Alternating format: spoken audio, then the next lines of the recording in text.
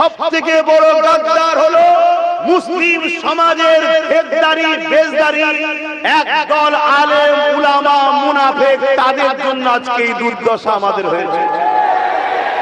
খেয়াল করে দেখুন, খেয়াল করে দেখুন, আজ একদল মুসলিম নামধারী ফেকদারি এ কথা আবার এখন বললে অনেকে বলে এ কথা কি এখন বলার সময়? ঐক্য হতে হবে, একতা হতে হবে, মিলেমিশে থাকতে হবে। আমিও বলছি ঐক্য হতে হবে, একতা হতে হবে, মিলেমিশে থাকতে হবে। কিন্তু ঐক্য কার সাথে করতে চাইছে? যে কিনা আপনাকে এই জায়গায় পৌঁছালো তার সাথে। ঐক্য আপনি কার সাথে করতে চাইছেন?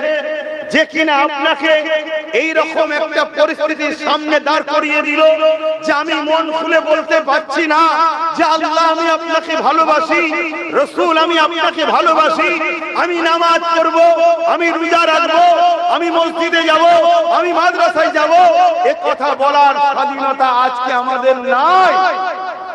এই জায়গাটা তৈরি হলো কেন? এটা ভাবতে হবে না?